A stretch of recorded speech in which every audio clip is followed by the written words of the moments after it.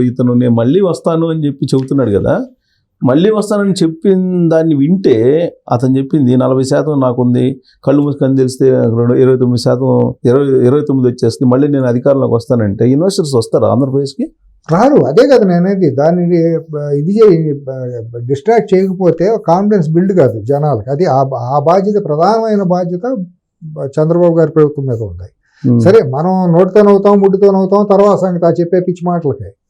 కానీ అవశేషం అయితే అక్కడ ఉంది. ఇది ఒక క్యాన్సర్ కణాలు లాంటిది. సమాజంలో వైసీపీ అనేది క్యాన్సర్ కణం లాంటిది. దాన్ని కీమో చేసి, అది చేసి, రేడియేషన్ ఇచ్చి అంత చేసినా కూడా దాన్ని రూట్ అవుట్ చేసాము అనేది కనుక లేకపోతే అది ఒక ఇన్వెస్టర్ రారు ఎవరో కూడా. అదే ఇన్వెస్టర్ అనేది కొంచెం లాంగ్ టర్మ్ ఆలోచిస్తాడు కదా. అంతే కదా. ఒక 15 ఏళ్ళ పాటు నేను ఒక ఇండస్ట్రీ పెట్టానంటే ఒక బ్రేక్ ఈవెన్ రావడానికి 2 సంవత్సరాలు పడుతుంది. అప్పటికి నేను సేఫ్ ప్రాఫిట్ మేకింగ్కే కదా ఎవరన్నా వచ్చేది. ఇప్పుడు గత 5 ఏళ్లలో అమర్రాజా బ్యాటరీ లాంటి కంపెనీని తరింగొట్టింది చూసాం కదా. కియా మోటార్స్ ని ఒక ఎంపీ వెళ్ళిపోయి బెదిరించింది మనం చూసాం కదా. అక్కడ ఒక యాన్సిలరీ రాలేదు కదా 5 ఏళ్లలో. ఒక ఇండస్ట్రీ, మేజర్ ఇండస్ట్రీ కానీ స్మాల్ ఇండస్ట్రీ కానీ ఒకటి అక్కడ పెట్టింది లేదు కదా. గత 5 ఏళ్లలో ఎక్కడన్నా కానీ ఒక ₹1,00,000 పెట్టుబడితో ఒక ఇండస్ట్రీ వచ్చింది ఎక్కడన్నా ఉందో? శ్రీ సిటీలో కానివ్వండి, ఎక్కడన్నా కానివ్వండి, ఎక్కడన్నా. 5 ఏళ్లలో చంద్రబాబు గారి రూలింగ్లో 14-19లో వచ్చిన ఇండస్ట్రీస్ని వీళ్ళు రిబ్బన్ కట్ చేసి వీళ్ళు మేమే తీసుకొచ్చామని దుష్ప్రచారం చేసుకుంటాం. ఒకడున్నాడు కోడిగుడ్ల మంత్రి అనేవాడు, మనిషో పశువో తెలియదు, ఆ నోటికి ముట్టికి తేడా లేకుండా వాగుతాం. ఇండస్ట్రీ మంత్రి అంట. అసభ్యమైన వ్యక్తులందరినీ తీసుకొచ్చి క్యాబినెట్లో పెట్టడం. ఆ మంత్రులు నీ శాఖ ఏంటంటే ఒకటి చెప్పలేడు. ఇరిగేషన్ మంత్రి అనేవాడు నేను మాట్లాడతాడు అశుద్ధమైన నోటితో. ఎవరికి అర్థం కాదు అసలు. దాని గురించి అర్థం చేసుకుంటాం కాదండి. ఎందుకు ఏడవలేక నువ్వు ఎందుకు ఏడిచావు మంత్రిగా? నీకు అర్థం కానప్పుడు నాకు వద్దని శాఖ మార్చుకోవచ్చు కదా. ఇటువంటి దుర్మార్గమైన నేచర్ కలిగిన వాళ్ళందరినీ క్యాబినెట్లో పెట్టుకుని దాని అదొక పీడకలుగా అయిపోయింది సార్. అది అయిపోయింది. ఇప్పుడు ఈయన కొత్తగా నేను పునర్నిర్మాణం చేస్తానని చెప్పి ప్రయత్నాలు మొదలుపెట్టారు. ఆయన ప్రయత్నాలు మొదలుపెట్టినప్పుడు ఇది వినిపిస్తున్నప్పుడు దీన్ని అధిగమించగలదా అసలు చంద్రబాబు నాయుడు? అదేనండి, ఆయన మొహమాటంతో కనుక వెళ్తే మాత్రం అధిగమించడం కష్టం అండి. ఇదే మొహమాటం. ఇప్పుడు ఆల్రెడీ ఆయన 10 రోజుల పరిస్థితి చూసిన తర్వాత ఇప్పుడు దాన్ని అధిగమించి ఇండస్ట్రీస్ ని పెట్టుబడులు రాబట్టి పునర్నిర్మాణం చేయగలరు అనుకుంటున్నారు. కొన్ని నిర్ణయాలు అంటే ప్రాథమికంగా ఇప్పుడు మన ఇళ్లలో పాత్రలు, కుక్కర్లు రాని రోజుల్లో మన అమ్మలు అందరూ కూడా, అమ్మమ్మలో నాయనమ్మలో అన్నం వండేటప్పుడు పైన మూత తీసి ఒక మెతుకు పట్టుకుని ఉడికిందో లేదో చెప్పేవాడు. అవును, అంతే కదా. అంత పెసకరు కదా. చంద్రబాబు గారు గత 10 రోజులు 13వ తారీఖు ప్రమాణ స్వీకారం అయిపోయి ఒక 2-3 రోజులు గ్రేస్ పీరియడ్ ఇచ్చిన తర్వాత నిన్నటికి వారం రోజుల్లో తీసుకున్న నిర్ణయాలు, ప్రధానమైన నిర్ణయాలు అన్నీ కూడా దాంట్లో 99% అని నేను అంటారు. 100% సంతృప్తికరంగా లేవు. పరిస్థితుల్లో ఇప్పుడు మరి నాకెందుకు కీడు శంకిస్తుంది. ఓకే, నేను వస్తానంటూ అది కీడే కాదు. ఇదే పద్ధతి కొనసాగితే జనాల అసంతృప్తిను, కార్యకర్తల నిర్వేదం మొదలైతే రేపొద్దున పరిస్థితి ఏంటి? ఇన్వెస్టర్లు రాకపోతే ఈయనకి రెవెన్యూ ఎట్లా జనరేట్ అవుతుంది? రేపొద్దున అందరికీ పెన్షన్లు అన్నీ పెంచేస్తానన్నాడు. ఏంటి ఆదాయం ఏంటి? ఒక పక్క అప్పుల కుప్పలాగా మారిపోయిన రాష్ట్రం. ఇప్పుడు అసలు జూలై 1వ తారీఖున ఏం చేస్తున్నాడు, ఏం చేయబోతున్నారని అందరూ ఎదురు చూస్తున్నారు. రేపొద్దున పెన్షనర్లు ఏమవుతారు? మరి ఎన్ని ఒకదానికి ఒకటి మీదకి వస్తుంది. ఈయన దూకుడుగా వెళ్ళి జనాల్లో కనుక, ఇప్పుడు సినిమాలు చూస్తాం కదండి, సినిమాలో హీరో వచ్చేసి విలన్ కొట్టడం ఆఖరిలో కొడతాడు. విలన్కి తోకలు ఉంటాయి కదా, రౌడీలు వాళ్ళీలు, వాళ్ళతో ఫైట్ చేయగానే ప్రేక్షకుడు అమ్మయ్య నా హీరో కొట్టేసాడని పెద్ద రిలాక్స్ ఫీల్ అయిపోతాడు. ఇది ఈడేలు కొట్టేసినంత ఫీల్ అయిపోతూ ఉంటాడు. Simple logic.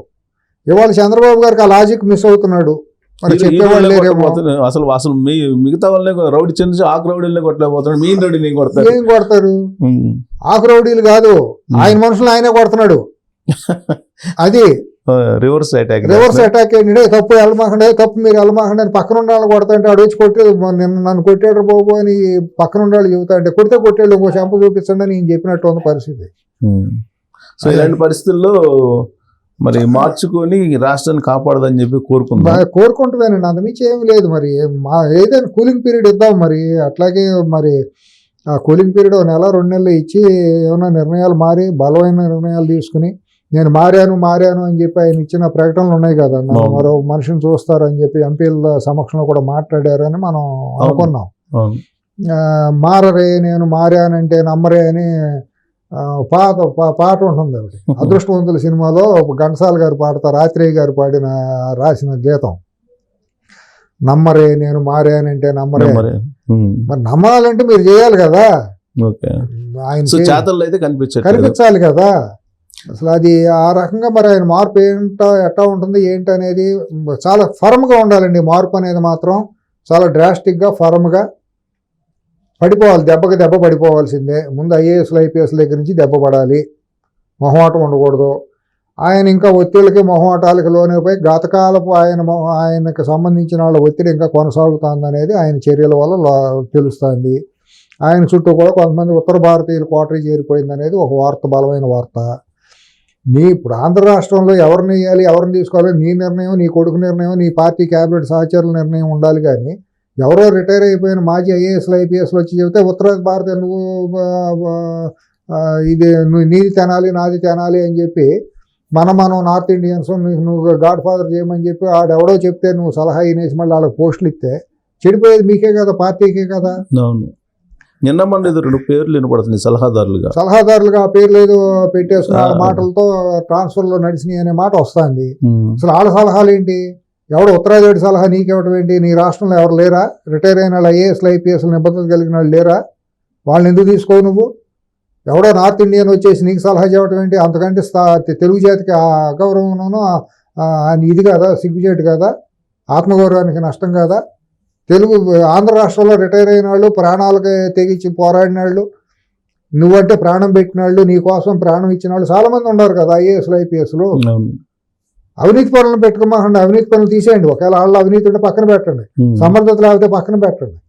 సమర్థత కలిగిన వాళ్ళు ఉన్నారు కదా, గత 10 ఏళ్లలో రిటైర్ అయిన వాళ్ళు, దూరంగా ఉన్నవాళ్ళు, ఇసిరేయబడ్డవాళ్ళు, వాళ్ళ సలహాలు తీసుకోండి. ₹1 జాతం తీసుకోరు కాదు. ఏబి వెంకటేశ్వర జగన్మోహన్ రెడ్డి అధికారంలోకి వచ్చి 2వ రోజు సస్పెండ్ చేశారు, 5 సంవత్సరాల పాటు దూరం పెట్టడం ఏంటి? చాలా హింసించి అరెస్ట్ చేసి నిమ్మగడ్డ రమేష్ గారిని అరెస్ట్ చేసి లోపల పెట్టాలని చూసి ఆయన ఎంత ప్రాణాలు తెగించారు.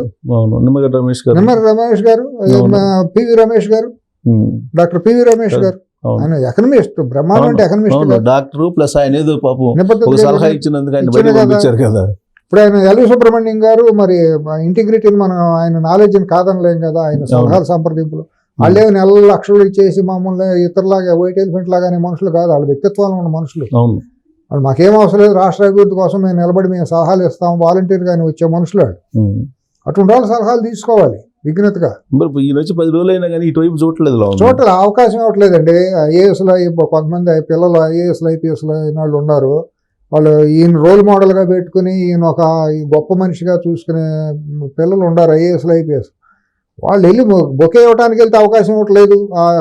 సీఎంఓలో ఉన్న స్టాఫ్ చాలా అవమానంగా ఫీల్ అవుతున్నారు. వాళ్ళు 5 ఏళ్ళు వాళ్ళు కులం పేరుతోనో లేకపోతే వర్గం పేరుతోనో రకరకాల పేర్లతో టార్గెట్ చేయబడ్డారు 5 ఏళ్లలో.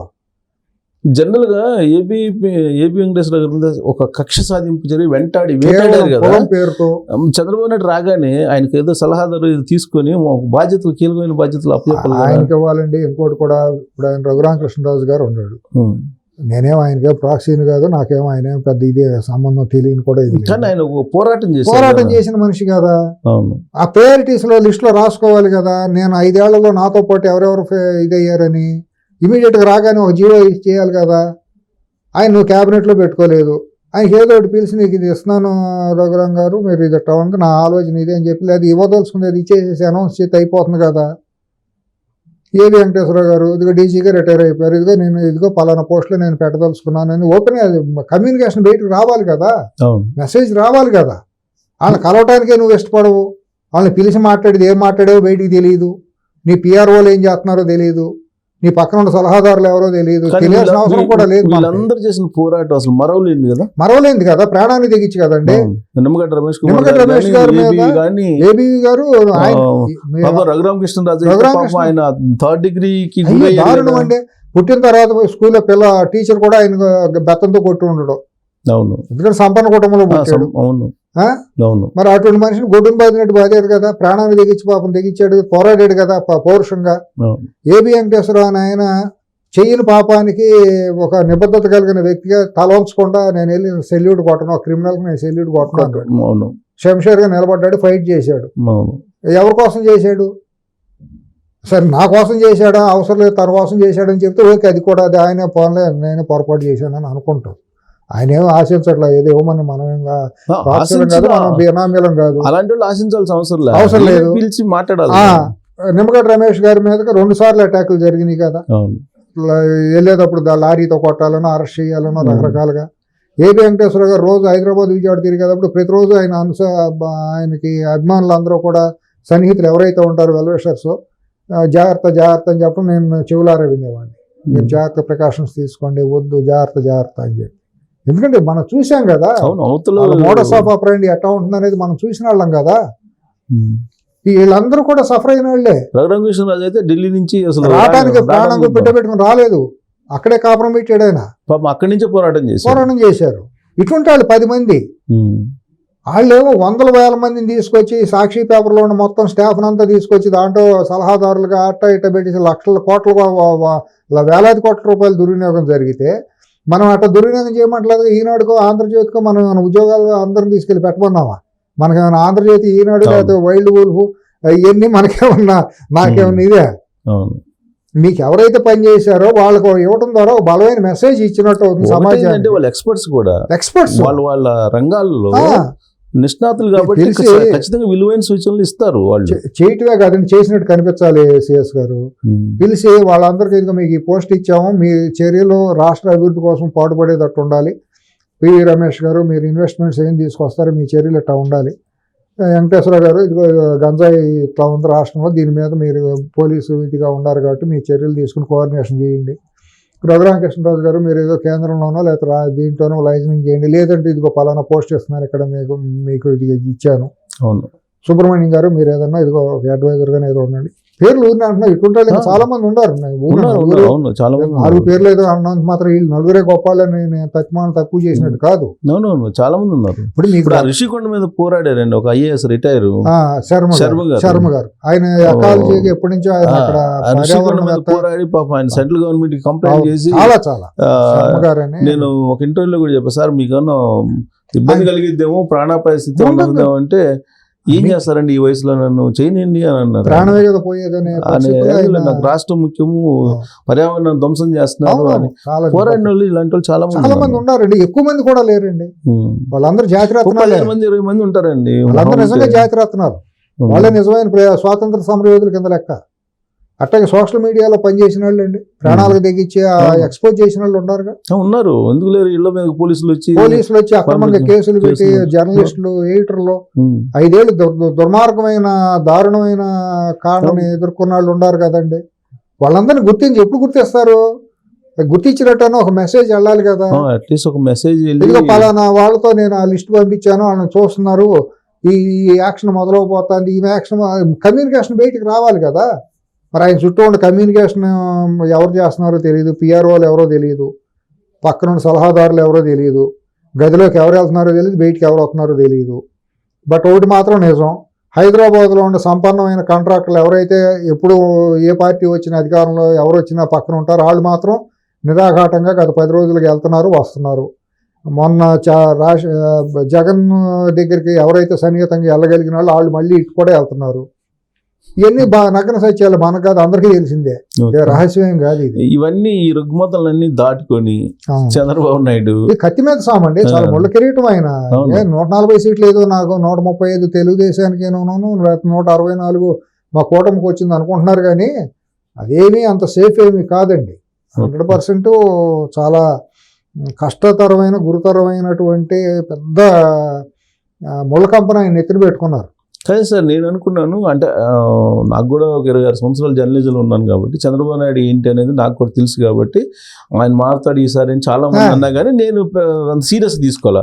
కానీ లోకేష్ విషయంలో నేను ఖచ్చితంగా అతను 100% న్యాయం చేస్తాడు అని చెప్పి అనుకున్నాను సార్. ఇప్పుడు అతని నుంచి కూడా మరి రిజల్ట్ ఏమి పెద్దగా ఇప్పుడు ఇంకా అనిపించలేదు. దాన్ని ఎలా చూస్తారు? ఇంకోటి కూడానండి, ఏంటంటే వాళ్ళ ఆలోచన ఎట్లా ఉందంటే, లోకేష్ ఆలోచన ఎట్లా ఉందని నాకు తెలిసింది. అది సబ్జెక్టివ్ కరెక్షన్ ఎంతవరకు నాకు తెలియదు. ఎంబీఏ చదివిన వాళ్ళని లేకపోతే ఐఐటి ఐఏఎం చదివిన వాళ్ళని తీసుకొచ్చేసి వాళ్ళ సలహాలు తీసుకుంటున్నారు అనేది ఒకటి వచ్చిందండి. అది చాలా తప్పుడు పని అండి. అది నేను దానికి వ్యతిరేకిస్తానండి. ఎందుకంటే ప్రజాస్వామ్యంలో ప్రజల చేత ఎన్నుకోబడిన వాళ్ళు ఎమ్మెల్యే ప్రజాప్రతినిధులు రిప్రజెంటేషన్ యాక్ట్ కింద. క్యాబినెట్లో వాళ్ళు మీకు బాధ్యత, రేపొద్దున ఏదొచ్చినా కూడా సమిష్టి బాధ్యత క్యాబినెట్ది.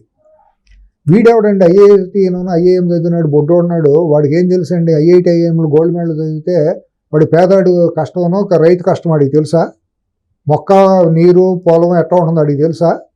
ఆడెవడో హైదరాబాద్లోనో బెజవాడలోనో ఎవడో ఎక్కడో పుట్టి పెరిగినాడు తీసుకెళ్ళిపోయి ఐఐటి ఐఏఎం చదివేసి చైతన్య నారాయణ చదివేసి ముక్కును పెట్టుకునేసి ఐఐటి ఐఏఎం చదివేసి వస్తే మొత్తం ప్రపంచంలో లోక జ్ఞానే వస్తాడు. సబ్బియ్యం పండిస్తారని చెప్తాడు.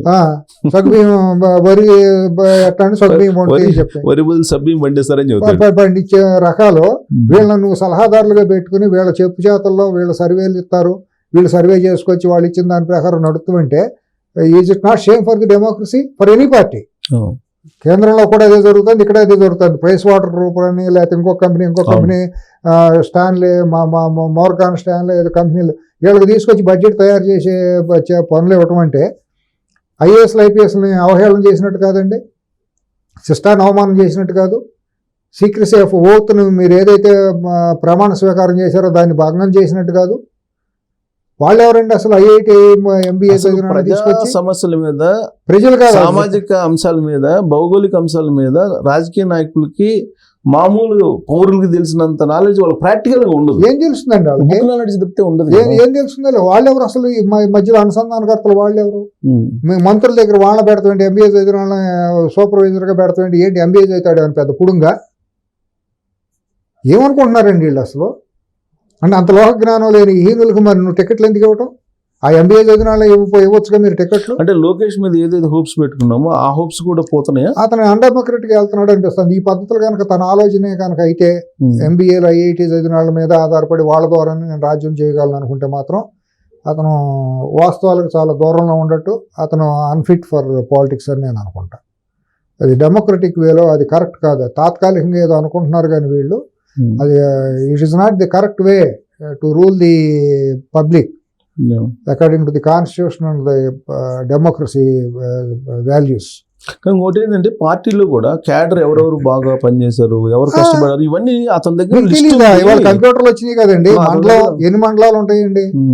అతని దగ్గర లిస్ట్ ఉంది, అతను న్యాయం చేస్తాడు అని చాలా మంది అనుకున్నారు. సఫరర్స్ ఎవరు ఉన్నారు, టెంపరీ టైం పాసర్స్ ఎవరు, అట్లాగే వీళ్ళలో సఫరర్స్ లో కూడా రియల్ గా మనం చేయాల్సిన వాళ్ళు ఎవరు, తర్వాత కేటగరైజ్ చేయవలసిన వాళ్ళు ఎవరు, కేటగరైజ్ చేసుకోవాలి. మండల స్థాయి, నియోజకవర్గ స్థాయి, జిల్లా స్థాయి, ఒక 60 కార్పొరేషన్లు ఉన్నాయి. 60 కార్పొరేషన్లో 10 మంది డైరెక్టర్లు వేసుకోవచ్చు. టెంపుల్స్ ఉన్నాయి. ఇటువంటివే కదా వాళ్ళు కోరుకునేది. ఏం కోరుకుంటారండి కార్యకర్తలు? కోరుకునేది ఏం కోరుకుంటారు? మార్కెట్ యార్డ్ కమిటీ చైర్మన్, అంతే కదా, మార్కెట్ యార్డ్ కమిటీ చైర్మన్. జిల్లా స్థాయిను రాష్ట్ర స్థాయిలో బాగా పనిచేసిన వాళ్ళు మీతో పాటు ఉన్న వాళ్ళకి ఎమ్మెల్సీలు ఇస్తారు, ఒకవేళ కౌన్సిల్ కనుక కంటిన్యూ అయితే. అంతే కదా. అటువంటిది ఇనిషియేట్ చేసి వాళ్ళకు ధైర్యం నింపటం లేదు.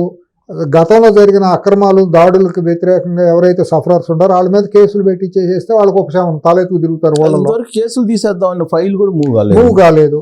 వాళ్ళ మీద అక్రమం పెట్టిన కేసులు ఏంటి? హోమ్ మినిస్టర్ ఈ పార్టీకి రావాలి.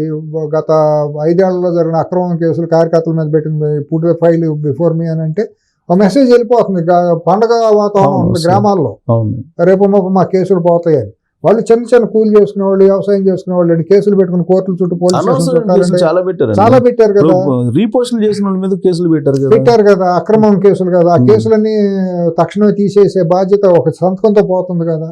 ఇటువంటివి నేను చేస్తున్నాను ఒక మెసేజ్ వెళ్ళిపోతే పండగ కదా కార్యకర్తల్లో. వాళ్ళేమి అసాంఘిక శక్తులు కాదు కదా. మీకోసం, మీ పార్టీ కోసం మీరు అధికారంలోకి రావాలని కళ్ళగానే నిస్వార్థంగా చేసిన వాళ్ళు కదా. వాళ్ళు ఏమన్నా సంఘ విద్రోహ శక్తుల, రౌడీలా? వాళ్ళు చదువుకున్న వాళ్ళు, వాళ్ళు పిల్లలు తల్లిదండ్రులు చిన్నపిల్లలే కదండి. ఎక్కడ అమెరికాలో ఉండాళ్ళు. ఆమె స్వాతిరెడ్డి అని ఒక అమ్మాయి పాపం, తండ్రి ఆరోగ్యం బాగోపోయినా రావడానికి దయనీయమైన పరిస్థితుల్లో మరి లండన్ ఉన్నారు. ఎక్కడ ఉంది ఆవిడ? మరి గొప్పగా పోరాడింది ఆవిడ. ఆవిడ మీద కేసులు పెట్టారు కదా. యాష్ అనే కుర్రాడు, ఇటువంటి వాళ్ళు అందరి మీద పెట్టారు కదండి. తల్లిదండ్రులు కూడా ఇక్కడికి వచ్చి చూసుకోలేని దయనీయమైన పరిస్థితులకు బాధ హృదయదారకంగా ఉంటుందండి. కొంతమంది దొంగతనంగా వచ్చిపోయేవాళ్ళు కొంతమంది ఉన్నారు. ఇది చాలా సామాజిక విధ్వంసం అంత జరగదు 5 ఏళ్లలో. ఇంతవరకు ఎక్కడ చూడని కొరియా ప్రభుత్వం కంటే దారుణమైన ప్రభుత్వాన్ని మనం చూసాం ఇక్కడ. ఇన్ని ఆశలు పెట్టుకున్నారు ప్రజలందరూ కూడా, వచ్చిన ప్రభుత్వం మీద, చంద్రబాబు గారి మీద ఎన్నో ఆశలు పెట్టుకున్నారు. ఆశలన్నీ ఈ రకంగా వచ్చిన కొత్తలో తీసుకున్న నిర్ణయాలే చాలా నిరాశ నిస్పృహలకు గురి చేసే విధంగా ఉంది. సారీ టు సే, ఇదేదో నేను ఆయన విమర్శించడం లేకపోతే ఇది చేసింది కాదు, ఇదే జరుగుతుంది, కంటిన్యూగా ఇదే అవుతుందని కూడా కాదు. కొద్దిగా సెట్ చేసుకుని ముందు ఇదే ఈ రకంగా ఉందంటే ఇక భవిష్యత్తు ఇంకా ఎట్లా ఉంటుందని భయం ప్రజల్లో ఒక ఇది ఉంది. దాన్ని కొద్దిగా ఆయన సరి చేసుకుంటే బాగుంటుంది. తర్వాత ఈ ఐఐటి ఐఐఎం అనే జాడ్యాన్ని వదిలించుకుని నిజమైన ప్రజాప్రతినిధులు, నిజమైన మీ పార్టీ కార్యకర్తలు, నిజమైన మీ పార్టీ నాయకులను దగ్గరికి తీసి పార్టీ ఆఫీసులో కూర్చొని ప్రజలు ఏమనుకుంటున్నారు అనేది స్వయంగా చెవులతో వింటే అప్పుడు కామన్ సెన్స్ ఉపయోగపడుతుంది, పనిచేసినట్టు అవుతుంది. ఈ కుర్రాడు ప్రజలకు దగ్గరగా వెళ్ళినాడు అవుతాడు, సమాజంలో ఒకడవుతాడు. అట్టా కాకుండా నేను ఏసీ రూముల్లో నా అద్దాల మేడలో కూర్చుంటాను, నేను ఐఏఎస్లో ఐఐటి ఐఐఎం వాళ్ళని పెట్టుకుని వాళ్ళు చేసిన ఫీడ్బ్యాక్, ఎవరు రాబిన్ శర్మ లేకపోతే ఇంకొకళ్ళు, లేకపోతే ప్రశాంత్ కిషోర్లో ఇంకొకళ్ళు వీళ్ళు ఇచ్చే ఫీడ్బ్యాక్తో నేను నమ్మేసి వాళ్ళు చెప్పిన స్ట్రాటజీలు నేను చేస్తానంటే వాడెవడో స్ట్రాటజీ చెప్పేవాడు, ఉత్తరప్రదేశ్ వాడు, బీహార్ వాడు, ఆడొచ్చి నీ స్ట్రాటజీ ఇవ్వడం ఏంటి? చెప్పారు జగన్కి. ఎన్ని దుకాణాలు క్లోజ్, డబ్బులు ఎక్కువ చేసుకునే పనులేనండి. నీ స్ట్రాటజీ అంటే నీకు ఉండాలి, నీ కామన్ సెన్స్ నీకు పనిచేయాలి. నువ్వు ప్రజలకు దగ్గర అవ్వాలి, రైతుకు దగ్గర అవ్వాలి, కూలాడికి దగ్గర అవ్వాలి, నిరుద్యోగి దగ్గర అవ్వాలి, ఒకళ్ళ సాధారణ మహిళ గృహిణికి దగ్గర అవ్వాలి. వాళ్ళకి ఏమనుకుంటున్నారు అనేది నువ్వు వ్యక్తిగతంగా నువ్వు ఎప్పటికప్పుడు ఇంటరాక్ట్ చెయ్యి. నీ లేకపోతే నువ్వు నమ్మకస్తులు నువ్వు దగ్గర పెట్టుకుని నీ డైరెక్ట్గా విను. అంతేగాని ఎవడో భాష తెలియనివాడు, ఉత్తరప్రదేశ్ వాడో, మహారాష్ట్ర వాడో, బెంగాల్ వాడో, ఢిల్లీ వాడో, తమిళనాడు వచ్చేసి వాళ్ళు నీ వ్యూహం అంటే నువ్వు పనికి మాలినాడు కింద లెక్క. నాకేమీ చేత కాదు, నువ్వు నా వ్యూహం చెప్పండి, దాని అర్థమేంటి? అవును, యాక్చువల్గా తెలియాల్సింది వీళ్ళకి, నాయకుడికి తెలియాలి. ఇప్పుడు చంద్రబాబు గారికి అది తెలుసు కాబట్టి ఇప్పుడు సర్వే ఎప్పుడైనా ఎంతవరకు సిఎస్ గారు ఊళ్ళో కొంతవరకు మాత్రమే మనం సర్వేల మీద ఆధారపడాలి. కానీ 170 ఆఫ్టర్ ఆల్ 175 నియోజకవర్గాలు అట్లా చిటికైతే టపటపా చెప్పేయచ్చు. నియోజకవర్గానికి ఎవరెవరు 1, 2, 3 ప్లేసులు ఎవరు ఉండారు, ఎవరికి ఇవ్వాలి, ఎవరికి ఇవ్వకూడదు, కొన్ని కులాలు దాంట్లో ఈ పలానా పలానా కాస్ట్లో పలానా కాన్స్టిట్యున్సీలు పలానా వాళ్ళు ఉండారు. ఇంతే కదా, సింపుల్ కదా. 175లో కాంప్లికేటెడ్ అన్ని ఈజీ కాన్స్టిట్యున్సీలు అన్ని ఆ మాత్రం కూడా చేసుకోలేడా? దానికి మళ్ళీ సర్వేలు కావాలా? 100 సర్వేలు వచ్చినాయి. మొన్న ఏం బీకినాయండి, ఎన్ని దొంగ సర్వేలు అయినాయి. నిజం కాదు ఇది అని చెప్తారు, మన కామన్ సెన్స్ అందలేదా? 140, 150 తక్కువ లేకుండా వస్తాయని అందరూ అనుకున్నారు కదా. దానికి మళ్ళీ సర్వే వాడు చెబితేనే పోలింగ్ జరిగిన తీరుని బట్టి ఖచ్చితంగా అది వన్ సైడ్ అనేది అందరికి సింపుల్ అండి. దీనికి ఓదో పెద్ద నెల్సన్ అంట సర్వేలు అంట, ఓఆర్జీలు అంట, సింగనాథం అంట, తొక్క అంట, తోలడి చేయాలి. ఏంది సర్వేలు? మన బుద్ధి మన జ్ఞానం పనిచేసినప్పుడు ఈ సర్వేలు ఏం పనిచేయవు. సర్వేలు ఎక్కడ పనిచేస్తే లగడపాటి రాజగోపాల్ని అందరు నమ్మారు, ఎన్ని కుటుంబాలు నాశనం అయినాయి, తర్వాత నాశనం అయిపోయి ఆయన ఇచ్చిన సర్వేని బట్టి ఎన్ని కుటుంబాలు నాశనం అయిపోయినాయి. ఆయన నమ్మే కదా చంద్రబాబు గారు బోల్తా పడింది 19లో. మరి మొన్న ఒకడు నేను పెద్ద పీకుడు గారు నేను సర్వే వాడు చెప్పైతే ఏమైంది? అది కుటుంబాలు నాశనం అయిపోవాలా, వేల కోట్ల రూపాయలు పోగొట్టుకుని ఆత్మహత్యలు చేసుకోవాలా?